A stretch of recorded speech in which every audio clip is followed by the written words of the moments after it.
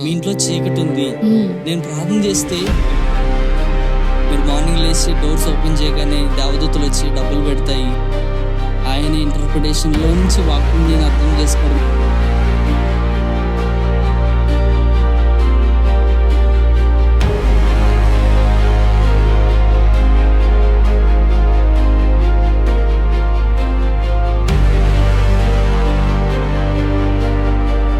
Hello everybody, greetings in Jesus' name. Welcome to another episode of Bible Eyes, seeing life through scripture. జీవితం వాక్యం వెలుగులో. Satan was very successful in portraying a lie as a truth in the Garden of Eden. మనందరికీ తెలిసిందే కదా, ఏదేన్లో మొదలుకొని అపవాది ఒక అబద్ధాన్ని సత్యంగా ట్విస్ట్ చేయడానికి ఎంతో సక్సెస్ఫుల్గా ఉన్నాడు. ఈ రోజు కూడా అదే విధంగా క్రైస్తవుల్ని ఒక అబద్ధమే సత్యమని మభ్యపెట్టే, మోసపరిచే ఆ కుయుక్తిని ఎన్నడూ మానలేదు. సో అలాంటి అబద్ధంలో పట్టబడి మోసపోయి మరలా తిరిగి సత్య సువార్త వైపు తిరిగిన ఒక లైవ్ విట్నెస్, ఒక లైవ్ సాక్ష్యం మన మధ్యలో ఉన్నారు. We have pastor Joseph with us, who is faithfully serving as a pastor, and we are so blessed. Thank you so much for joining us, pastor. Thank you sister. మనం ఆలోచన చేస్తున్నప్పుడు Ruth ఇందాక నువ్వు వివరించినట్టుగా నిజంగా సాతాను నేటికి కూడా అబద్ధాన్ని సత్యంగా బోధించేటట్టుగా చూస్తా ఉన్నాం. చాలా సార్లు క్రైస్తవులంగా మనం ఎటువంటి అభిప్రాయం కలిగి ఉంటామంటే అన్ని సత్యాలే అని అనుకుంటా ఉంటాం. Correct. కానీ సాధారణంగా మార్కెట్ లో మనం చూసుకున్నా కూడా ప్రతి ఒరిజినల్ కు ఒక డూప్లికేట్ ప్రోడక్ట్ అనేది ఉంటుంది. అవును. సో ఇది డూప్లికేట్ అని ఖచ్చితంగా మనకు తెలుసు. Yes. ఆ డూప్లికేట్ ని ఒరిజినల్ అని మనం అదే రీతిగా క్రైస్తవ బోధ, సత్యబోధ, వాక్యానుసారమైన బోధలో కూడా వాస్తవమైనది ఒకటి ఉన్నది, డూప్లికేట్ కూడా ఒకటి ఉన్నది. సో ఈ డూప్లికేట్ ఉన్నది అని చెప్పడమే ఈ రోజు పెద్ద పాపం అయిపోయింది. సో ఈ అబద్ధ బోధ వైపు ఎందుకు ఆకర్షించబడతారు? మీరు ఏ విధంగా ఆకర్షించబడ్డారు? అసలు మీరు ఏ విధంగా రక్షించబడి ఏ విధంగా మీరు ఆ బోధ వైపు ఆకర్షించబడ్డారు బ్రదర్? ఎస్ అన్న. ఫస్ట్ అయితే యాక్చువల్గా నేను ఒక కంపెనీలో వర్క్ చేసేవాడిని. సార్ త్రూ సాల్వేషన్లోకి అంటే ప్రభు వైపు నడిపించారు. ఓకే. రక్షణ పొందిన తర్వాత నన్ను ఎవరైతే నడిపించారో ఆయన ఒక సంఘానికి నడిపించేవాళ్ళు. సో ఆయన అక్కడికి స్టార్టింగ్ వెళ్ళేవారు కాబట్టి నేను కూడా అక్కడికి వెళ్ళడం జరిగింది. వెళ్ళిన తర్వాత అక్కడ నాకు చాలా అంటే ఎగ్జైట్ అనిపించింది అనమాట. మా అమ్మ నాన్నలు కూడా ఊరిలో చర్చికి వెళ్ళేవాళ్ళు. సో లాస్ట్ లో నేను సాల్వేషన్ లోకి వచ్చింది లాస్ట్ నేననమాట. సో అక్కడైతే ఏమి అంత ఇంట్రెస్ట్ అనిపించేది కాదు కాబట్టి నేను వెళ్ళేవాడిని కాదు. కానీ ఇక్కడ వెళ్ళగానే చాలా మంది వెళ్తున్నారు. సో అక్కడ హీలింగ్స్ కూడా జరుగుతున్నాయి, మిరాకిల్స్ అని అంటున్నారు. సో ఎక్కువ మంది వెళ్తున్నారు. వాకింగ్ కూడా ఎట్లుందంటే నేను చాలా చిన్న కంపెనీలో హెల్పర్ గా చేస్తున్నా. కానీ అక్కడ మోటివేషనల్ స్పీచ్ ఎట్లా అంటే, నువ్వు ఎంప్లాయీగా ఉండడానికి దేవుడు నిన్ను పిలవలేదు, నిన్ను ఎంప్లాయర్ గా చేయడానికి దేవుడు నిన్ను పిలుచుకున్నాడు. సో నువ్వు ప్రార్థన చేయి, ఒక కంపెనీ నువ్వు పెట్టబోతున్నావు అనేటట్లుగా చాలా మోటివేషనల్ గా ఉండేది. కాబట్టి నాకు ఆసక్తి అనిపించింది, అరే ఇది చాలా బాగుంది, ఎప్పుడు కూడా ఇట్లాంటిది ఇల్లేదు, ఇది చాలా ఆసక్తికరంగా ఉందని చెప్పి అక్కడికి ఎడిక్ట్ అవ్వడం జరిగింది. చాలా సో అట్లా చాలా ఇయర్స్ అంటే ఆల్మోస్ట్ ఒక 6 to 7 years అనేది కంటిన్యూ అవ్వడం జరిగింది. ఇంకొక విషయం అంటే రోమిల్ రాసిన పత్రికలో ఉన్నటువంటి వాక్యం ఫస్ట్ ఆఫ్ ఆల్, పని చేయక భక్తిహీనుని నీతిమంతునిగా తీర్చువాని అందు విశ్వాసం ఉంచువాని విశ్వాసం నీతిగా ఎంచబడుతుందని ఆ వచనం ఉంటది కదా. ఆ స్టార్టింగ్ లో నాకు అది రాంగ్ గా, అంటే అప్పుడు రాంగ్ అని తెలియదు.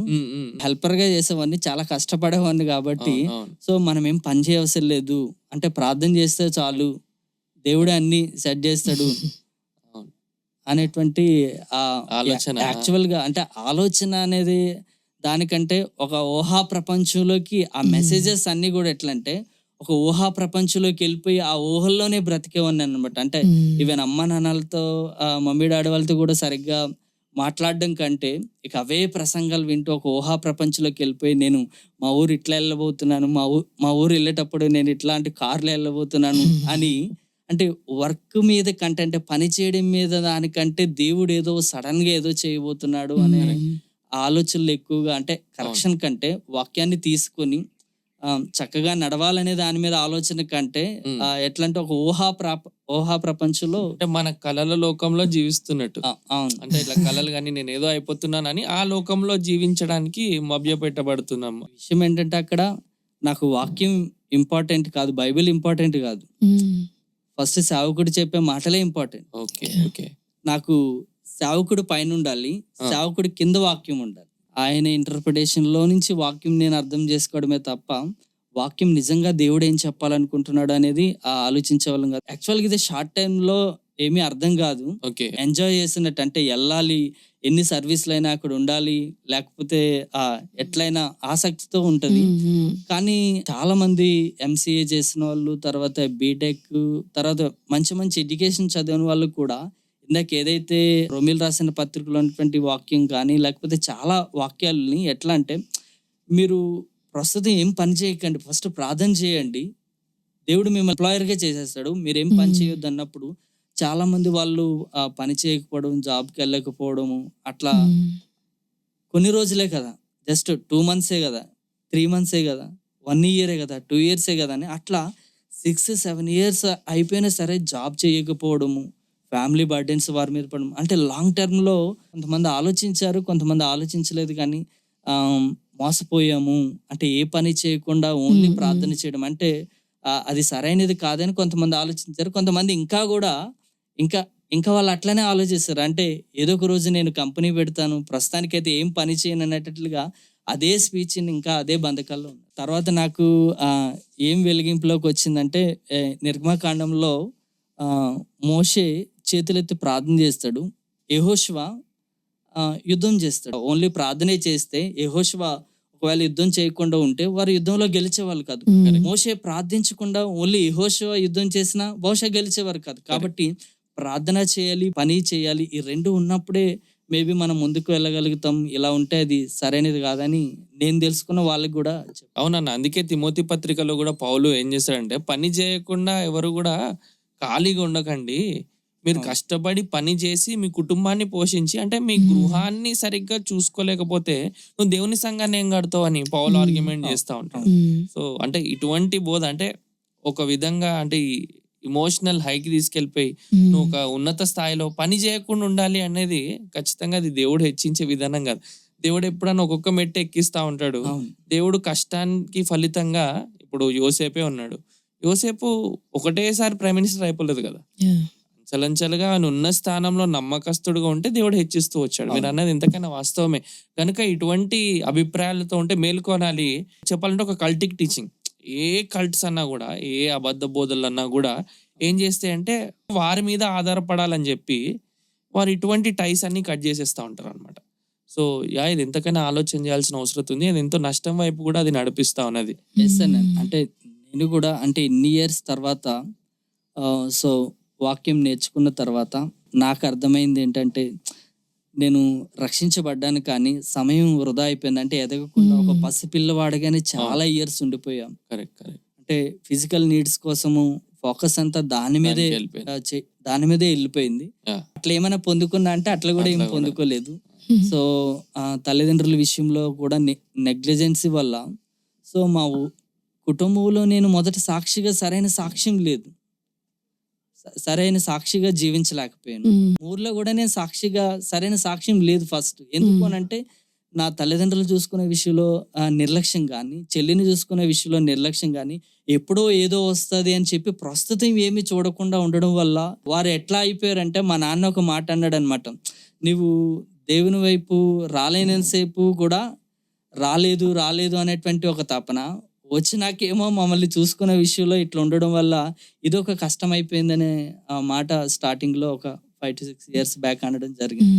నిజంగా అటువంటి పరిస్థితుల్లో అనేక మంది, ఒక్కరు కాదు కదా, కొన్ని వేల కొలది మంది పట్టబడి ఉన్నట్టు మనం గుర్తిస్తా ఉన్నాం. ఒక ఫ్యాంటసీ వరల్డ్ లో ఒక డ్రీమ్ చేసుకుంటూ, అవును నాకు ఇప్పుడు ఒక బ్రేక్ త్రూ రాబోతుంది, నేను ఈ పర్టికులర్ టైంలో పైకి వెళ్ళిపోబోతున్నా, ఇంకేదో రాబోతుంది అని ఊహిస్తూ ఆశించుకుంటూ బ్రదర్ చెప్పినట్టు ఊహా ప్రపంచంలోనే మిగిలిపోతున్నారు. కానీ సత్యాన్ని, రియాలిటీని చూడలేక ఎంతో మోసపోయి నష్టపోతున్నాం. That's so true. ఆ పెయిన్ కిల్లర్స్ ఏ రీతిగా లాంగ్ టర్మ్ లో అంటే ప్రారంభంలో వేసుకున్నప్పుడు అది ఎట్లుంటది అంటే నొప్పి తగ్గిపోతుంది, కానీ లోపల ఉండే సమస్య ఏంటో తెలుసుకోకుండా చేయడం వల్ల లాంగ్ టర్మ్స్ లో కిడ్నీస్ డ్యామేజ్ అయినట్లుగా ఆత్మీయ జీవితంలో కూడా ఈ ఏవైతే మోటివేషనల్ స్పీచెస్ కానీ మెసేజెస్ కానీ విన్నప్పుడు అది ప్రతిరోజు అట్లా ఎంకరేజ్ చేయబడుతూ వాక్యం చదవకుండా దేవునితో నడవకుండా దేవునికి ఇష్టానుసారంగా జీవించాలనేటువంటి థాట్ లేకుండా ప్రతిరోజు అట్లాంటివి తీసుకోవడం వల్ల లాంగ్ టర్మ్లో వ్యక్తిగత సాక్ష్యం కోల్పోవడం, కుటుంబాన్ని పట్టించుకోకపోవడం, జాబ్లో అంటే ఫస్ట్ మనం ఎక్కడున్నామో అక్కడ సాక్షిగా లేకుండా ఏదో వెళ్ళి గ్రామాలని, దేశాలని, రాష్ట్రాలని నేను మార్చేస్తాననే దానికంటే ఫస్ట్ నేను ప్రభు ఎదుట ఎలా ఉన్నాను, నా సాక్ష్యం ఫస్ట్ ఇంట్లో బాగుండాలి, నా స్నేహితుల మధ్యలో బాగుండాలి, నా బంధువుల మధ్యలో అప్పుడే నేను ఇతరులను ప్రభావితం చేయగలుగుతున్నటువంటి ఆలోచన ఫస్ట్ ఇది రావాలని. లేకపోతే లాంగ్ టర్మ్లో చాలా ఇయర్స్ వేస్ట్ అయిపోయిన తర్వాత దుఃఖపడి మెంటల్గా డిస్టర్బ్ అవడం కంటే రక్షించబడిన ప్రతి విశ్వాసి ఫస్ట్ నేను ఎక్కడున్నాను, వాక్యాన్ని పట్టుకొని నేను చక్కగా నా జీవితాన్ని ఫస్ట్ నేను కట్టుకోవాలి, ఆ తర్వాతే నేను ఇతరులకు చెప్పే విషయంలో ఒకవేళ ఇవాంజలిస్ట్ గా కావచ్చు, పాస్టర్ గా కావచ్చు, ఒకవేళ ప్రతి ఒక్కరు పిలుపులో ఉండడం మంచిదే, కానీ ఫస్ట్ వ్యక్తిగతంగా తన సాక్ష్యాన్ని కాపాడుకోవడం, కుటుంబంలో మంచిగా ఉండడం అనేది చాలా ప్రాముఖ్యం. సో బ్రదర్ జోసెఫ్ ఇప్పుడు దాకా మనతో పంచుకున్నట్లు శామ్ మరి when we listen to him ఒక మాట రిపీట్ చేశారు, ఏంటని అంటే సొంత సాక్షిగా జీవించడం అనేది చాలా ఇంపార్టెంట్ అని. కానీ ఒకవేళ ఇలాంటి అంటే డైలీ లివింగ్ ఫర్ క్రైస్ట్ అనేది దాని మీద ఫోకస్ లేకుండా టెంపరీగా అంటే సక్సెస్ఫుల్గా అవ్వాలి, లేకపోతే ఇంకేదో లైఫ్లో ఒక స్టేట్లో ఉండాలి, దానిపైన ఫోకస్ వెళ్ళడానికి ఈ మెసేజెస్ ప్రభావితం చేస్తున్నాయి కదా. But brother is pointing out that hour daily life దేవుని కోసం మన అనుదిన జీవితంలో స్థిరంగా ఉండాలి అంటే మనకి అలాంటివి కాదు బోధలు, సత్యవాక్యం దగ్గరికి రావాలి అని. అంటే నేను ఈ బోధల్లో ఉంటాను నాకు ఏం కాదు అని అనుకోవడానికి వీల్లేదు. దాని తగ్గట్టు పరిణామాలు ఉన్నాయి. ఆ పరిణామాలు ఉన్నాయి కనుక కళ్ళు తెరిచి వెంటనే మనం దేవుని తట్టు తిరగాల్సిన అవసరం ఉంది అనుకుంటా బ్రదర్. అవునన్నా, ఒకవేళ వెంటనే మనం వెళ్తున్న వే గురించి గుర్తుపట్టగలిగితే సమయం వేస్ట్ కాదు, త్వరగా పరిపక్వత చెందడానికి అవకాశం ఉంటది. సో ఫైనాన్షియల్ గా కూడా చాలా మంది అంటే నేను లాస్ అయినా అంటే సరిగ్గా ప్లాన్ చేసుకోకపోవడం, సరిగ్గా వర్క్ చేయకపోవడం, సో డిస్టర్బ్ అవ్వడం, సో మెంటల్ గా కూడా అంటే ఊహా ప్రపంచం వేరు, రియాలిటీలో ఉండే ప్రాబ్లమ్స్ వేరు. వాక్యం విన్నంతసేపు ఊహల్లో ఉంటాం, సో కానీ రియాలిటీగా ప్రాబ్లమ్స్ వస్తే ఆ ప్రాబ్లంలు ఎట్లా సాల్వ్ చేయాలో మనకు తెలియదు. మనం ఆయన దగ్గరికి వెళ్ళి అడగలేము, ఎందుకంటే ఆయన అందుబాటులో ఉంటాడు సేవకుడు. సో అప్పుడు ఇట్లా మెంటల్ గా కూడా అరే ప్రస్తుతం వచ్చే ఛాలెంజెస్ ని నేను ఎదుర్కోలేకపోతున్నాను, ఎందుకంటే లోపల బలం లేదు. ఒకటే ఆలోచన ఏంటంటే నేను బాగా ఏదో అయిపోవాలి, ఏదో గొప్పగా అయిపోవాలి, సక్సెస్ గా అయిపోవాలి, నేను నా ఊర్లో వాళ్ళకి చూపించాలి, తల్లిదండ్రులకు చూపించాలి, స్నేహితుల మధ్యలో ఇట్లా ఉండాలనే థాట్ తప్ప దానికి కావాల్సినటువంటి ఆ పని అనేది చేయలేదన్నమాట. సో ఫైనాన్షియల్ గా ప్లాన్ చేసుకోకపోవడం వల్ల అప్పుల్లో వెళ్ళిపోవడం జరిగింది, ఫ్యామిలీని సరిగ్గా చూసుకోకపోవడం జరిగింది. ఆ టీచింగ్ లో ఉన్నంతసేపు ఫ్యామిలీ వరకు లేదా ఫైనాన్షియల్ లాస్ అనేది కాదన్న కొంతమంది అంటే వారు వచ్చారు, చాలా కాలం ఉన్నారు, కానీ దేవదూతలు వచ్చి బ్యాగులు తీసుకొని వస్తాయి, బీరువాలో కోట్లు వస్తాయి అని ఆలోచించి అట్లనే ఏం వర్క్ చేయకుండా ఉండి మెంటల్ గా డిస్టర్బ్ అయిపోయి మానసికంగా కృంగిపోయి. అంటే అట్లా లిటరల్ గా చెప్తారా అన్న? అంటే దేవదూతలు వచ్చి మీకు బ్యాగుల్లో డబ్బులు ఇస్తారంటారా? అక్కడ అట్లాంటి టీచింగ్స్ ఉన్నాయి అక్కడ. అంటే ఆ టైంలో ఆయన అట్లా చెప్పేవారు అనమాట. ఏమనంటే మీరు మార్నింగ్ లేచి డోర్స్ ఓపెన్ చేయగానే దేవదూతలు వచ్చి డబ్బులు పెడతాయి, బ్లాక్ బ్యాగ్ లో డబ్బులు పెడితే కొత్త బ్యాగులు కొనుక్కోనండి, లేదంటే కొత్త బీరువా కొనుక్కొని ప్రేరాలతో ప్రేయర్ చేయండి, అదంతా కూడా డబ్బులు దేవదూతలు వచ్చి డబ్బులు నింపేస్తాయి. సో అట్లా చెప్పడం వల్ల ఏంటంటే ఆల్రెడీ పేదరికంలో ఉన్న వాళ్ళు ఎట్లా ఆలోచిస్తారంటే అరే ఇక్కడ చాలా బాగుంది, నిజంగా అట్లా జరిగితే ఎంత బాగుంటుంది అనే ఆలోచనలో అప్పటి నుంచి అదే ఆలోచనతో చాలా కాలం కొనసాగిన తర్వాత రియాలిటీగా వచ్చేసరికి అది జరగకపోయేసరికి మెంటల్ గా మానసికంగా కృంగిపోయి మెంటల్ గా డిస్టర్బ్ అయ్యి అరే ఈ వాక్యం వద్దు, ఈ దేవుడు వద్దు అని వెనక్కి వెళ్ళిపోయినటువంటి వారు కూడా కొంతమంది ఉన్నారు. సో అంటే వాళ్ళు నిజంగానే రక్షించబడ్డారంటే రక్షించబడలేదు, ఎందుకంటే ఒక రక్షించబడిన వ్యక్తి ఖచ్చితంగా ప్రభువుని విడిచిపెట్టి వెళ్ళడానికి ఇష్టపడడు. సో తాత్కాలికంగా వాళ్ళు అట్లా వెళ్ళిపోవడం వల్ల ఇబ్బంది ఏంటంటే ఒక ఇద్దరు వెళ్ళిపోతే వారిద్దరూ ఖచ్చితంగా వాళ్ళు వేరే వాళ్ళు ప్రభు వైపు రాకుండా ఇన్ఫ్లుయెన్స్ చేయగలుగుతారు. Yes. అరే ఇటు వెళ్ళొద్దు, ఎటు పరిస్థితుల్లో ఇట్లా వెళ్ళొద్దు, ఇది చాలా మోసకరంగా ఉంది, Right. నేనే చాలా డిస్టర్బ్ అయిపోయానని Correct. వారు రక్షణలోకి రాకుండా, మిగతా వారు రక్షణలోకి రాకుండా వారిద్దరు చాలా ఆటంకంగా ఉంటారు. సో ఎందుకు ఇదంతా జరిగిందంటే రాంగ్ టీచింగ్స్ మన మైండ్ లో పెట్టుకోవడం వల్ల చాలా మంది యూత్ కావచ్చు, చాలా మంది ఇప్పుడు బయట ఒక 10 years బ్యాక్ కంటే ఇప్పుడు ఇంకా ఎక్కువ రాంగ్ టీచింగ్స్ ఉన్నాయి. ప్రజలకి ఏదైతే అంటే వాళ్ళు ఏది చెప్తే వాళ్ళు మోటివేట్ చేయబడతారు, ఏది చెప్తే వస్తారనే దాని మీద సేవకుడు ఆలోచన అట్లా ఉంటుంది. వారి ఆలోచన కూడా ఏంటంటే నాకు మంచిగా అనిపిస్తే చాలు, నాకు పైపైన మంచిగా అనిపిస్తే చాలు అని ప్రజలు అట్లా వెళ్తున్నారు. కాబట్టి అట్లా వెళ్ళడం వల్ల లాంగ్ టర్మ్ లో చాలా మోసపోయి విసిగిపోయి అసలు ప్రభువునే విడిచిపెట్టి దూరంగా వెళ్ళిపోయేటటువంటి అవకాశం ఉంది. కాబట్టి రక్షించబడిన ప్రతి విశ్వాసి లేదా ఇంకా రక్షణలోకి రాకపోయినా ఒక సంఘానికి వెళ్తున్న వాళ్ళు ఉంటారు. కాబట్టి ఆలోచించవలసినటువంటి విషయం ఏంటంటే ఇక్కడ నిజంగా ప్రభువు ఉన్నాడా, వాక్యానుసారంగా ఈ సహవాసం ఉందా లేదా అనేది ఆలోచించి నేను వెళ్తున్న వే అంటే ఒకవేళ ఫస్ట్ డేనే అది అనిపించకపోవచ్చు, కొంతకాలం అట్లీస్ట్ ఒక 2-3 months నడిచిన తర్వాత అయినా సరే ఇది సరైనదైనా కాదా అనేటువంటి ఆలోచన వచ్చి ఆగి ఆలోచిస్తే తక్కువ సమయంలో ఎక్కువ పరిపూర్ణత చెందేటువంటి అవకాశం ఉంటుంది. Correct brother. నిజంగా అంటే ఇది ఎంతో విచారకరమైనది. ఇది మాట్లాడుకోవడానికి ఈ రోజు ఎంతైనా అవసరమైనది. ఎందుకంటే కొన్నిసార్లు ఇవి హానికరమైనవి కాదనుకుంటాం, కానీ నిజమైన రక్షణ లేకుండా ప్రజలు కేవలం తాత్కాలికమైన వాటి కోసం ఆకర్షించబడి వెళ్తేసరికి రక్షణ పొందడానికి కూడా అవకాశం లేకుండా ఏర్పడుతా ఉన్నది. నిజంగా ఇటువంటి బోధల గురించి ఆలోచన చేయాలి. ఇటువంటి బోధలు ఎవరైనా పట్టబడితే తప్పకుండా మేలుకొనాలి. తప్పకుండా వాక్యము ఇటువంటి బోధల గురించి హెచ్చరిస్తుంది. ఆ లేఖన సత్యాల్లోకి మనం వెలిగింపబడాల్సిన అవసరం ఎంతకైనా ఉంది బ్రదర్. అండ్ దేవుడు మిమ్మల్ని అటువంటి మూమెంట్ నుంచి బయటికి రక్షించినంటే నిజంగా దేవునికి ఎంతో వందనాలు. అదే విధంగా దేవుని కృప ఎంతో విస్తారంగా ఉన్నదని గుర్తించక తప్పదు. మరి ఇటువంటి మూమెంట్స్ లో అంటే ఏ విధంగా అంటే బయట ఒకవేళ ఏదైనా బోధించే వాళ్ళు చాలా మంది ఉన్నారు. కొన్ని దగ్గరలో సత్యబోధ అక్కడక్కడ వినిపిస్తా ఉంటుంది. వాక్యాన్ని ఏ విధంగా చదవాలని ఇలా బైబిలైజ్ లాంటి ప్రోగ్రామ్స్ లో చెప్తా ఉంటారు. అలాంటప్పుడు మరి వాటి పట్ల మనం ఆకర్షించబడమా? ఇంకా అంటే ఎలాగ కంట్రోల్ చేస్తూ ఉంటారు ఈ మూమెంట్ లో? ఇక్కడే మీరు ఉండిపోవాలి, ఇదే సత్యబోధ అని ఎలాగ వాళ్ళు కంట్రోల్ చేయడానికి ప్రయత్నిస్తారు? ఫస్ట్ ఆఫ్ ఆల్ థియాలజీ అనే పదం అనేది ఒక భూత పదం లాగా చెప్తారనమాట. అంటే థియాలజీ చదవడం అనేది అంత మంచిది కాదు, ఎందుకంటే ప్రభు ప్రత్యక్షత ఇస్తాడు. ఓన్లీ వాక్యమేనా, 66 పుస్తకాలు కాదు, 66 పుస్తకాలకు మించి కొత్తగా దేవుడు మాట్లాడతాడు. ఈ రోజు దేవుడు మాట్లాడతాడు. దీనికి మించి న్యూ రివల్యూషన్ అనేది దేవుడు ఇస్తున్నప్పుడు మనం ఎందుకు ఆపాలి? కొత్తగా దేవుడు పనిచేస్తున్నాడు. ఈ కాలంలో కొత్తగా పనిచేయాలని ఆయన ఆశ కలిగి ఉన్నాడు. మనం ఎందుకు ఆయన ఆపాలి అనేటువంటి ఆలోచన, అట్లాంటి ఆలోచనతో కంట్రోల్ చేస్తారు.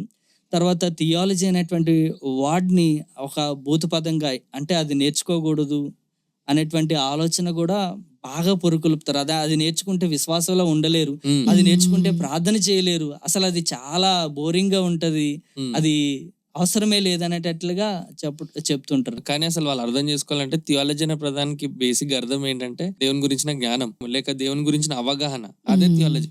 ఇప్పుడు వాళ్ళు చెప్పేది కూడా థియాలజీనే కానీ రాంగ్ థియాలజీ చెప్తున్నారు. సో సంఘంలోనే ఉండి అంటే దేవుని గురించి సరైనటువంటి అధ్యయనం లేకుండా ఉండడం అనేది చాలా అది కష్టతరమైనటువంటి విషయం. ఈ మెసేజెస్ నన్ను ఎట్లా ప్రభావితం చేశాయంటే, అంటే మా నాన్నకు కూడా ఆశ ఉండేది అనమాట, నేను సేవకుడిని అవ్వాలి అని చెప్పి. సో నాకు కూడా ఆ ప్రేరేపణ వచ్చేది. యాక్చువల్ గా ఆ మూమెంట్ లోనే నాకు వచ్చింది. సో నేను కూడా ప్రజలకి ఎట్లా చెప్పడం స్టార్ట్ చేసానంటే, నేను ఏదైతే వినేవన్నో అదే వాళ్ళకి కూడా అంటే వాళ్ళని మోటివేట్ చేయడం. వాళ్ళు ఏ స్థితిలో ఉన్నా సరే వాళ్ళని వాక్యం వైపు కంటే ఆ మెసేజెస్ వైపు, దేవుడు ఏదో చేయబోతున్నాడు, మీరు ఓన్లీ ప్రార్థన చేయండి చాలు అని. తర్వాత అంటే ప్రవచనాలు ఏమీ ఎక్కువ ఏం చెప్పకపోయినా దేవుణ్ణి నా కంట్రోల్లో ఉన్నట్లుగా ప్రేయర్ చేయడం. అంటే వాస్తవానికి అంటే నేను దేవుని కంట్రోల్లో ఉన్నానా, దేవుడు నా కంట్రోల్లో ఉన్నాడా అంటే అప్పుడు చేసిన ప్రార్థనలన్నీ తర్వాత గుర్తొచ్చిన తర్వాత చాలా అసహ్యం అనిపించింది. అంటే అయ్యో ఎంత ఫూలిష్ గా నేను బిహేవ్ చేశా, దేవుని నా చేతుల్లో పెట్టుకొని నువ్వు ఇట్లా చేయి ప్రభు, నువ్వు అట్లా చేయి ప్రభు, ఇది ఇట్లా ఆజ్ఞాపిస్తున్నాను, నువ్వు వెళ్ళాలి ఇది చేయాలి, నువ్వు వెళ్ళాలి ఇది చేయాలని ఆయన నా చేతుల్లో ఉండి, అంటే నేను దేవుణ్ణి అయినట్టు ఆయన నా చేతుల్లో పనిచేసే ఒక ఆఫీస్ బాయ్ గా అట్లా ప్రేయర్ చేసి బిహేవ్ చేయడం అనేది చాలా చోట్ల జరిగింది. అంటే హౌస్ విజిట్స్ చేస్తున్నప్పుడు అక్కడ చేసే ప్రేయర్లు గానీ ఎట్లుండేవంటే ఇట్లనే అన్నమాట, ఆజ్ఞాపించడం, ఆయనకు ఆజ్ఞాపించడం. అట్లనే కాదు కానీ నాకు అనిపించింది, అంటే ఇదిగో కళ్ళు మూసుకొని ప్రేయర్ చేస్తున్నప్పుడు నాకు ఇట్లా అనిపించింది, ఇదిగో మీ గురించి దేవుడు ఇది చూపించబోతున్నాడు, ఇది చేయబోతున్నాడు, ఇది ఇవ్వబోతున్నాడు, అది ఇవ్వబోతున్నాడు అని నా ఆలోచన. అంటే నిజంగా దేవుని నుంచి ప్రేరేపణ కూడా కాదు. సో నేను అంటే ఒక ఊహా ప్రపంచంలో నేనుండి వాళ్ళని కూడా అదే ఊహా ప్రపంచంలోకి నడిపించాలనే థాట్ ని ఎక్కువ ప్రదర్శించడానికి ప్రయత్నించాం. కరెక్ట్ అన్న. అంటే ఇప్పటికీ చాలా మంది ఇవి ఇంకా ప్రాక్టీస్ చేస్తున్నట్టున్నారు కదా. అవునన్న. అంటే ఇప్పటికీ కూడా హైదరాబాద్ లో కావచ్చు, చాలా చోట్ల, అంటే నాకు తెలిసిన ఒక ప్లేస్ లో కూడా కొంతమంది ఇట్లాంటివి చేస్తూ ఉన్నారన్నమాట. మీ ఇంట్లో చీకటి ఉంది, ఆ చీకటి పోవాలంటే, అంటే ఆ సంఘంలో ఆ సహవాసంలో ఎట్లా అంటే పేదవాళ్ళు ఎవరైనా ఉంటే వాళ్ళకి చీకటి ఉండదు, వాళ్ళ ఇంట్లో చీకటి ఉండదు, వాళ్ళ మీద దెయ్యాల ప్రభావం, సాతాను ప్రభావం ఉండదు. ఎవరి దగ్గర అయితే ఫైనాన్షియల్ గా సెట్ అయి ఉన్నారో, ఫైనాన్షియల్ ఆర్థికంగా ఎవరైతే బాగున్నారో వాళ్ళ మీద శాపం ఉంది, మీ ఇంట్లో చీకటి ఉంది, నేను ప్రార్థన చేస్తే ఇప్పుడే దేవుడు వచ్చి మీ ఇంటి మీద వెలుగు ప్రకాశింపజేస్తాడు. సో ఇది చెయ్యాలని అంటే ఇన్ని వేల రూపాయలు ఖర్చు అవుతుంది, ఇన్ని లక్షలు ఖర్చు అవుతుంది, ఇది తక్షణమే చేయకపోతే నువ్వు చాలా ప్రమాదంలో పడిపోతావు, చాలా ఇబ్బంది అయిపోతావు అని ఇట్లాంటివి ప్రజలు వింటున్నారు. ఎందుకంటే ప్రతి ఫ్యామిలీ ఏదో ఒక సమస్య గుండా వెళ్తుంది. ఆ సమస్యను వీళ్ళు గుర్తించి సమస్యను క్యాచ్ చేసుకుని, అంటే డబ్బులు సంపాదించుకోవడం, అంటే వారు దేవునితో సరైనటువంటి కనెక్షన్ లేకుండా ఇట్లా చేయడం వల్ల చాలా మంది మోసపోయి, మనం ఇందాక చెప్పుకున్నామన్నా, అంటే మోసపోయినోడు సైలెంట్ గా ఉండడు, వేరే వాళ్ళు ప్రభు వైపు రాకుండా వారు అడ్డుగోడగా వారు నిలబడతారు. సో ఇట్లాంటి మోసపోయిన వాళ్ళు ఎట్లా అంటే, అరే జీసస్ అనే అంబ్రెల్లా కింద చాలా మోసాలు జరుగుతున్నాయి. సో అది వాళ్ళు బైబిల్ చదవకపోగా బైబిల్లో ఉన్న దేవుడి గురించి తప్పుగా ప్రచారం చేయడానికి వాళ్ళు ఒక రాంగ్ ఎవాంజలిస్ట్ గా వారు తయారవుతారు. కరెక్ట్, ఎగ్జాక్ట్లీ, నిజంగా ఎంతకైనా వాస్తవం. అందుకే ఖచ్చితంగా లేఖన సత్యం మనం అర్థం చేసుకొని మేల్కొనాల్సిన అవసరం ఉంది. సో అంటే నేను ఇందాక అడిగినట్టుగా సత్యం వైపు ఆకర్షించకుండా, అంటే మిమ్మల్ని ఏదన్నా ఆపేసి వారు ఉంటారా, లేకపోతే మిమ్మల్ని రానికుండా ఎలాగా అంటే గుప్పిట్లో పెట్టుకోవడానికి ప్రయత్నిస్తారు బ్రదర్? అంటే ఆల్రెడీ ఒక ఊహా ప్రపంచంలో మళ్ళీ బంధించుస్తారు కాబట్టి సో వాక్యాలు వేరే వాళ్ళు చెప్పేది అదంత అట్రాక్టివ్ అనిపిస్తుంది. ఎందుకంటే వాళ్ళకి పరిశుద్ధాత్మ దేవుడు లేడు, వాళ్ళకి హోలీ స్పిరిట్ లేదని చెప్పడము, లేదంటే వాళ్ళు నేర్చుకున్నది బుక్ లో రాసుకొని వచ్చి చెప్తారు. అది కాదు కదా, ఇక్కడ నిలబడిన తర్వాత పైనుంచి ఇట్లా మన మీద ప్రవాహం వస్తూ ఉంటది, అప్పుడు ఫ్లో అవుతూ ఉంటది. ఇది కదా రియల్ రివల్యూషన్ అంటే, ఇది కదా. వాళ్ళు ఏముంది పాయింట్స్ బుక్ లో రాసుకొని వస్తారు, చెప్తారు అని చెప్పడము. సో అది అట్రాక్టివ్ గా ఉండకపోవడం, అందులో కరెక్షన్స్ ఉంటాయి, అందులో అవన్నీ ఉంటాయి, కానీ ఇక్కడ కరెక్షన్ ఏమి ఉండదు.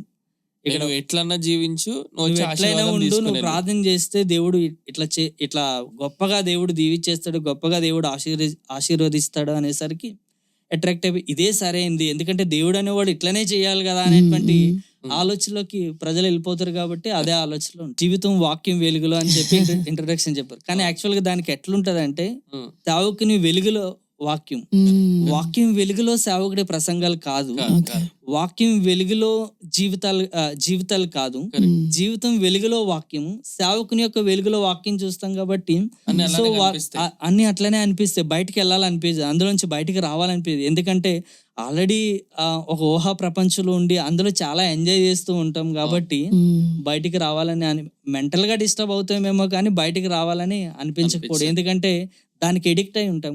డ్రగ్ లాగా ఈ మోటివేషన్ అది తీసుకొని. కానీ ఏమైపోతుంది అంటే లాస్ట్ కి కళ్ళు తెరుచుకునేసరికి అది లేట్ అయిపోతుంది. ఇంకోటి మీరు అన్నట్టుగా వేరే వాళ్ళకి అడ్డుగోడగా తయారవడానికి, అంటే ఇంకా వెళ్ళొద్దు, దేవుడిని కూడా నమ్మొద్దు అనే అవకాశాలు చాలా ఎక్కువ ఏర్పడుతున్నట్టు మనం గుర్తించవచ్చు. నిజంగా వాస్తవం. మరి ఇంత భయంకరమైన పరిస్థితి నుండి, అంత అసత్యంలో పట్టబడి దగ్గర మీరు ఇంకా సేవకులైనారు, అదే రీతిగా ప్రసంగాలు చేసినారు, అదే రీతిగా ప్రార్థనలు చేసినారు, అదే రీతిగా ఇతరులకు మీరు కూడా ఆశీర్వదించిన వాళ్ళు కదా. అంటే మరి అంత దగ్గర దాకా వెళ్ళిపోయిన వారు, మరి మీరు ఎలా బయటకు వచ్చారన్న? మీరు ఎలా కళ్ళు తెరుచుకొని నేను అసలు నేను చేస్తుంది కరెక్టా కాదా అనే ఆలోచన ఎందుకు మీకు వచ్చింది? యాక్చువల్గా అంటే ఇట్లనే కొనసాగుతున్నప్పుడు నాకు ఒక అంటే బ్రదర్ని కలవడానికి వెళ్ళాను అనమాట. ఒక బ్రదర్ని, తిమోతి ముత్యాల అనేటువంటి బ్రదర్ని కలవడానికి వెళ్ళాను. ఓకే. సో ఆయన దగ్గర ఆయన అప్పటికే వాక్యంలో అవును. మంచిగా నేర్చుకున్నటువంటి వ్యక్తి. ఉమ్, కానీ ఆయన ముందు నేను గర్వంగా కూర్చొని ఏవేవో చెప్తున్నా, నాకు ఇట్లా కళలు వచ్చినాయి, ఇట్లా దర్శనం వచ్చినాయి, ఇట్లా కాకపోతున్నా, నేను ప్రజెంట్ ఇట్లా చేస్తున్నా, అట్లా చేస్తున్నా, అసలు ఏం లేదు వాస్తవానికి. అంటే స్థిరమైనటువంటి సహవాసం కూడా ఏం లేదు, ఇంట్లోని అక్కడక్కడ జరిగేది, అవి కూడా అది వాక్యానుసారం కాదు. కానీ ఆయన ముందు అట్లా చెప్తున్నప్పుడు ఆయన ఏమన్నాడంటే, ఆయన పాపం చాలాసేపు మాట్లాడారు, ఓర్చుకొని ఆయన ఏమన్నారంటే చివరిలో, సో రక్షణ విషయంలో అయితే మేబీ కరెక్టే అయ్యి ఉండొచ్చు, కానీ నువ్వు వెళ్తున్న వే గురించి అయితే బాగా ఆలోచించాల్సిన టైం వచ్చింది అని అన్నారనమాట. ఓకే. సో అప్పుడు నాకు మంచిగా అనిపించలేదు ఫస్ట్ ఆఫ్ ఆల్. అప్పుడు మంచిగా అనిపించకపోయినా సరే వెళ్ళిపోయిన తర్వాత ఎందుకో నేను దాన్ని లైటే తీసుకున్నా. నా ఆలోచనలో నేను వెళ్తున్నా, నేను వాకింగ్ చదువుకుంటున్నా, అన్నీ చేస్తున్నా. కానీ కొన్ని రోజులు ఆయన చెప్పినటువంటి మాట, అంటే రక్షణలోకి రావడానికి ఏదైతే సేవకులు చెప్పారో ఆ మాట ఎట్లాగా నా మైండ్ లో తిరుగుతూ ఉండేదో, సో ఈ మాట కూడా అంటే ఆగా ఆలోచించాల్సిన సమయం వచ్చింది, వెళ్తున్న వే సరైనది కాదు, సో వాక్యం సరిగా నేర్చుకోవాలని చెప్పిన మాట ఆయన చెప్పిన తర్వాత నాలో ఆలోచన కలిగింది. ఎట్లా అంటే మేబీ దేవుడు ఆ టైంలో నన్ను పట్టుకోవడానికి, మళ్ళీ లేఖనాల వెలుగులోకి తీసుకొని రావడానికి దేవుడు ఇష్టపడ్డాడు కాబట్టి ఆ ఊహలో నుంచి బయటికి రావాలి అంటే నేను ఏం చేస్తున్నాను, అసలు నేను ఏం వింటున్నాను, నా లైఫ్ ఎట్లుంది, నిజంగా మంచి సాక్ష్యంగా కలిగి ఉన్నానా నేను, ఇట్లాంటి ఆలోచనలు రావడము. నేను ఏమన్నానంటే వాక్యానికి ఉండేటువంటి సరైన అర్థము వేరేలాగా తీసుకుంటారు బయట. అంటే నేను వెళ్ళే సేవకుని గురించి ఆయన ఏమనలేదు, నన్ను కూడా చాలా సాఫ్ట్ గానే చెప్పాడు, కానీ అది నా హార్ట్ లో మాత్రం చాలా పనిచేయడం స్టార్ట్ అయింది అనమాట. సో అప్పటి నుంచి మెల్లమెల్లగా అంటే ఏ థియాలజీ ఏం నేర్చుకోలేదు అప్పుడే, కానీ ఆలోచనలో పడ్డాను అనమాట. అంటే నేను వెళ్తున్న వే సరైంది కాదంటున్నారు. సో అప్పుడు ఇంకేం గుర్తొచ్చేదంటే, ఇంటికి వెళ్ళినప్పుడు మా నాన్న ఎక్కువ చదువుకోలేరు, కానీ నా ప్రేయర్ స్టైల్ అనేది అది సరిగ్గా లేదని చెప్పేటాడు అనమాట.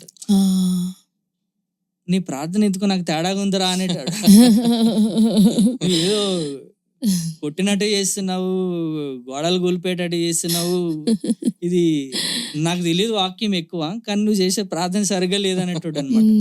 సో అప్పుడు ఆలోచన కలిగింది అనమాట. అంటే నాన్న చెప్పిన కొన్ని మాటలు, ఆయన యాక్చువల్గా ఇండిపెండెంట్ బాప్టిస్ట్ చర్చ్కి మామూలుగా వెళ్ళేవాళ్ళు. ఓకే. సో ఇవన్నీ ఆలోచనలు వచ్చి, సో ఆలోచిద్దామని చెప్పి ఆగిపోవడం జరిగింది. అప్పటికే ఆగిపోయా, నేను వేరే పరిచయలో వాలంటీర్గా చేసామని. సో ఆలోచించడం ప్రారంభించా. అప్పటి వరకు వేరేలా చదివా, అప్పటి నుంచి చదవడానికి యాక్చువల్గా దాని అర్థం ఎంత ఆలోచించినా సరే ఆయన మైండ్ లోకి వెళ్ళి ఆలోచన. Your brain is conditioned that way, so it's so difficult. ఈ సేవకుడే కనిపిస్తున్నాడేమో లేఖనాల్లో, లెన్స్ మారతలేదు. సో అందుకే బైబిల్ లైఫ్ అనేది వెరీ ఇంపార్టెంట్. వేరే అర్థాలు ఎవరిది పెట్టుకోకండి, బైబిల్ వెలుగులోనే ఇంటర్ప్రిట్ చేయాలి.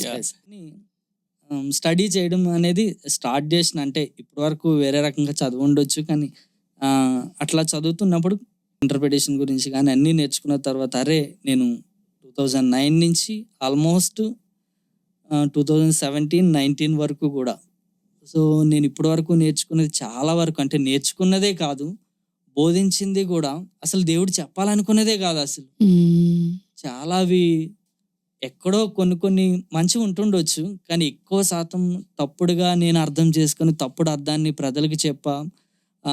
ఇంకోటి ఏమనుకున్నా అంటే, యాక్చువల్గా చాలా మంది నీ సంఘం పెద్దగా లేదు అని అవమానపరిచేవారు అనమాట. సో నాకేం అర్థమైందంటే, పెద్దగా లేకపోవడం నాకు చాలా అదృష్టం అప్పటి వరకు. ఎందుకంటే నేను రాంగ్ వేలో ఉండి ఒకవేళ 100 మందిని రాంగ్ వేలో నడిపించి ఉంటే అది సరైనది కాదు కదా. అప్పుడు థ్యాంక్స్ చెప్పిన అనమాట. ఎక్కువ మంది అంటే నేను ఎక్కువ మందిని ప్రభావితం చేయలేదు కాబట్టి సమస్య లేదు. ఒకవేళ 100 మందిని ప్రభావితం చేసి ఉంటే, నేను ఒకవేళ నా కళ్ళు తెరుచుకున్నా, వాళ్ళ కళ్ళు తెరిపించడానికి ఒకవేళ సాధ్యం కాదేమో. ఎందుకంటే అక్కడ మెసేజెస్ ఎట్లా ఉంటాయి, నేనే వచ్చి అబద్ధం చెప్పినా మళ్ళీ మీరు నమ్మొద్దు అనేటట్లుగా ప్రభావితం చెందుతాం. కాబట్టి అంటే వాక్యంలోంచి నాకు అర్థమైంది, నాకు మంచిగా అనిపించింది, ఇదే అర్థమని కాకుండా దాన్ని సరిగా అర్థం చేసుకోవడం అనేది నేర్చుకోవడం జరిగింది. అంటే పూర్తిగా నేర్చేసుకున్నాను అనేది కాదు, కానీ నేర్చుకుంటూ అడుగులు ఏదైతే ఇప్పటి వరకు వేసినటువంటి తప్పుడు అడుగులని సరి చేసుకోవడం అనేది జరుగుతుంది. ఎంతో సంతోషం బ్రదర్ నిజంగా. అంటే దేవుడు ఆయన ప్రణాళికను బట్టి రక్షించుకోవడం అది ఆయన నిత్య ప్రణాళిక, అది ఆయన ఉన్నతమైన కృప. అదే రీతిగా అసత్య బోధ నుంచి మళ్ళీ తిరిగి ఆయన సత్యం వైపు ఆకర్షించడం అది ఆయన వల్ల మాత్రమే సాధ్యము. ఆయన సేవకుల ద్వారా మాట్లాడినప్పుడు మీ హృదయాన్ని మార్చి ఆయన లేఖన సత్యాన్ని గ్రహించుటకు మీ కన్నులను తెరిచినాడు. సో దాన్ని బట్టి నిజంగా దేవునికి స్తోత్రాలు. సో అవునన్న, ఇంత మాట్లాడుకున్న తర్వాత ఇంకా చాలా మంది, వేల కొలది మంది ఇట్లాంటి బోధలలో పట్టబడున్నారు. అవునండి.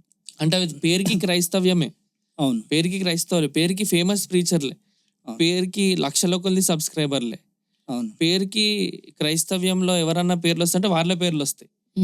మరి అటువంటి గ్రూప్ లో పట్టబడిన వారికి మరి మీరు అక్కడ లోపలుండి చూసి మీరే ఒక సేవకులుగా మారి దగ్గర నుంచి చూసి బయటికి వచ్చిన తర్వాత మీరు ఏమని చెప్తారన్న వారికి? ఫస్ట్ అయితే అంటే వెళ్తున్నటువంటి సంఘము అనేది ఫస్ట్ అది బైబిల్తో ఏకీభవిస్తుందా లేదా అనేది తెలుసుకోవాలన్నా. కరెక్ట్. సో బైబిల్తో ఏకీభవిస్తుందా లేదా అనేది తెలుసుకోవాలంటే ఫస్ట్ అయితే నేను ఏమంటే రక్షించబడిన ప్రతి విశ్వాసి, చాలాసార్లు థియాలజీ అనేది సేవకులకి అని అనుకుంటారు. సేవకులు నేర్చుకోవాలి అనేటువంటి ఆ ఆలోచన చాలా మందిలో ఉంటుంది. కానీ రక్షించబడినటువంటి ప్రతి విశ్వాసి బేసిక్ థియాలజీ, అంటే నేను నేర్చుకునేది కూడా బేసిక్కే, కనీసం బేసిక్ థియాలజీ అనేది నేర్చుకుంటే అసలు నేను వెళ్ళే సహవాసం కానీ నా జీవితం కానీ వాక్యంతో సరిదూగుతుందా లేదా.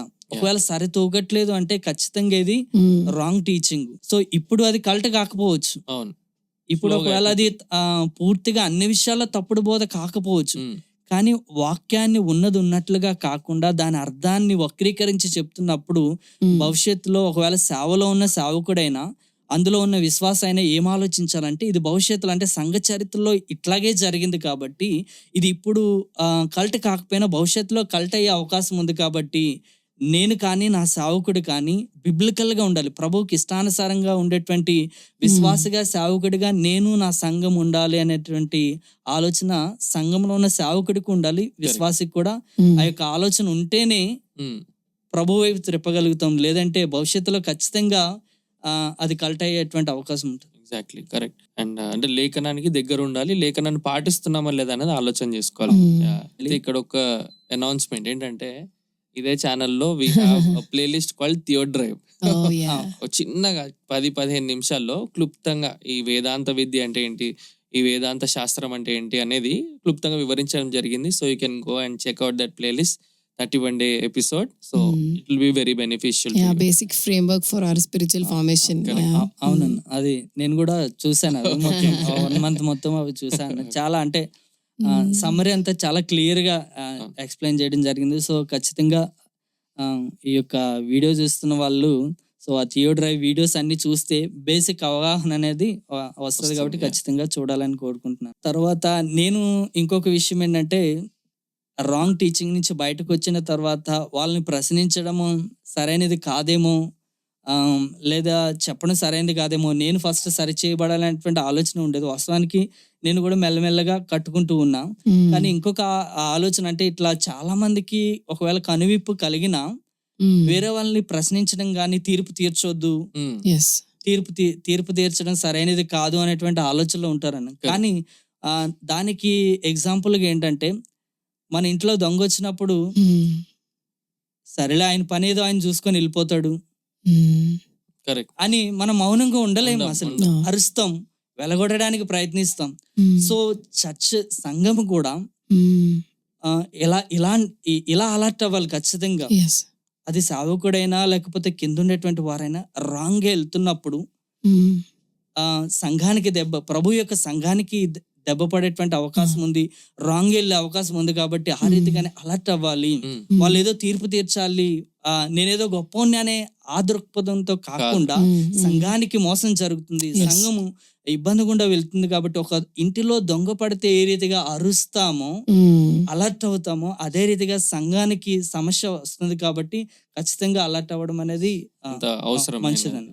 ఈ వీడియో చూస్తున్న వారికి అంటే నేను చెప్పాలనుకున్నది ఏంటంటే ఒకవేళ నాలాగా ఎవరైనా మోసపోయి ఉంటే, అంటే టీచింగ్స్ విషయంలో సరైన అవగాహన లేకుండా ఏది పడితే అది విని మోసపోయి చాలా సంవత్సరాలు అయిపోయిన తర్వాత బాధపడకుండా ఉండాలి అని అంటే ఒకవేళ వెళ్తున్న సంఘం అది బిబ్లికల్గా స్థానిక సంఘానికి, ఒక మంచి సంఘానికి, బిబ్లికల్గా ఉండేటువంటి సంఘానికి కట్టుబడి ఉండి వాక్యాన్ని సరిగా అర్థం చేసుకొని జీవిస్తే మంచిది. లేకపోతే ఒకవేళ ప్రభువుకి నిజంగానే రక్షించబడ్డాననే భ్రమలో ఉండి మోసపోయేటువంటి అవకాశం కూడా ఉంది. బయట రాంగ్ టీచింగ్స్ విన్నప్పుడు నిజంగానే సరైన రక్షణ అనుభవం గురించి ఏమి అవగాహన లేకుండా నేను రక్షించబడ్డాననే భ్రమలోనే కొనసాగి చివరికి మోసపోయి ప్రభువు కూడా నీవెవరో నాకు తెలియదు అని అనుకునేటట్లుగా ఉండకూడదంటే మనం ఖచ్చితంగా అలర్ట్ అవ్వాలి.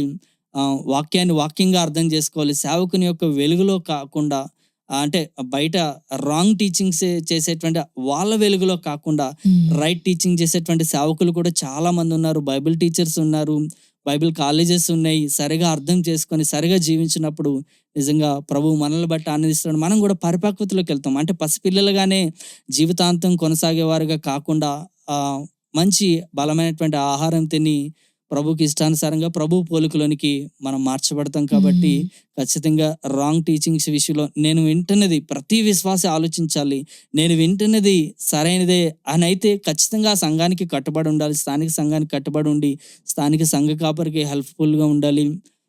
స్థానిక సంఘంలో నాటబడి ఉండాలి. ఒకవేళ కాదు అని అంటే ఖచ్చితంగా ఆలోచించి ఆగి ఏది సరైనది అని తెలుసుకొని సరైన మార్గంలోకి వెళ్తే ఇప్పటికైనా, ఒకవేళ ఆలస్యమైందేమో కానీ ఇక ముందు జీవితాన్ని బట్టి అయినా సరే ప్రభువు ఆనందించగలుగుతాడు, ప్రభువులు ఎదగలుగుతాం. కాబట్టి ఈ విషయాన్ని ఖచ్చితంగా చూసేవారు గుర్తించాలి. చాలా సంతోషం అన్న.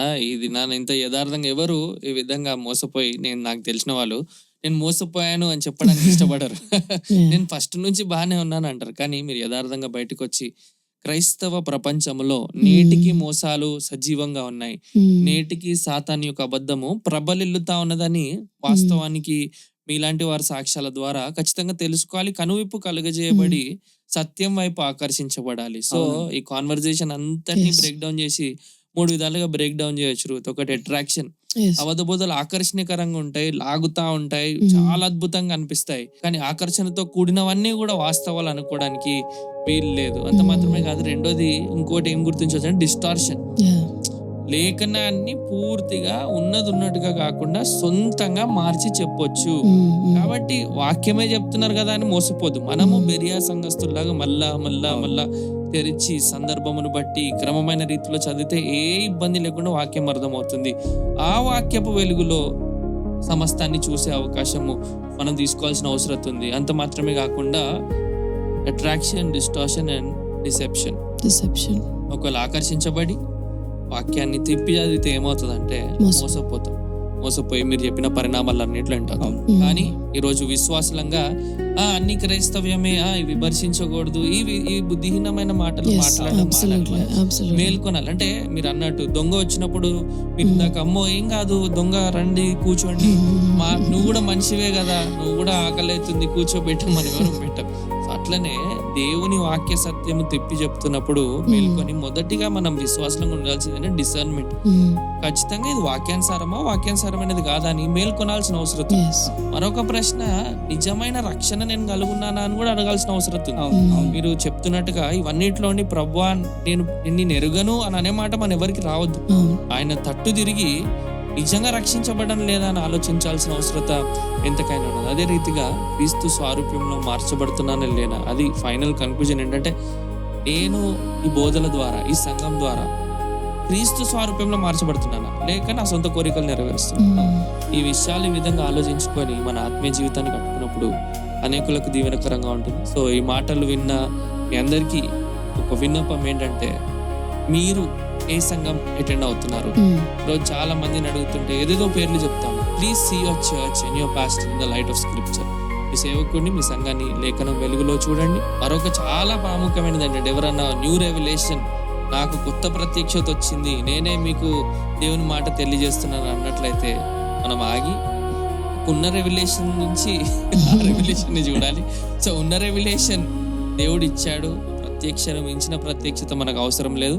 ఆ ప్రత్యక్షత వెలుగులో సమస్తాన్ని చూడాల్సిన అవసరం ఉంది కనుక 26 పుస్తకాలే మన ప్రామాణికం గనుక ఆ ప్రకారము మనం ముందుకెళ్లాల్సిన అవసరం ఉన్నది. ప్రార్థిద్దాం. సర్వోన్నతుడా, సర్వాధికారి, మీకు వందనాలు తండ్రి. ప్రభా, ఈ యొక్క సమయంలో మేము అనేకమైనటువంటి విషయాలు చర్చించడానికి మీరు కృప చూపించారు. లేఖనాల వెలుగులో మాత్రమే మా జీవితాలను పరిశీలన చేసుకొని చక్కగా మీకు ఇష్టానుసారంగా కట్టుకోవడానికి, నేను క్రీస్తు పోలికలోనికి మార్చబడాలి, సంఘం క్రీస్తు పోలికలోనికి మార్చబడాలని గురి కలిగి మాత్రమే ఫిజికల్ విషయాల గురించి, మెటీరియల్ థింగ్స్ గురించి మాత్రమే ఎక్కువగా ఆలోచనలో పడిపోయి రాంగ్ వేలో వెళ్ళేటువంటి ఉద్దేశం కాకుండా సరైనటువంటి క్రమంలో జీవించే జీవితాలు మాకు ఈ యొక్క వీడియో చూస్తున్న ప్రతి ఒక్కరికి కూడా మీరు అనుగ్రహించి మీ నామ మహిమార్థమే జీవించే జీవితాలు అనుగ్రహించమని యేసుక్రీస్తు నామమున ప్రార్థిస్తున్నాం తండ్రి. Amen. Amen. Thank you so much for joining in, friends. Until we see you again, God be with you all. Bye, everybody.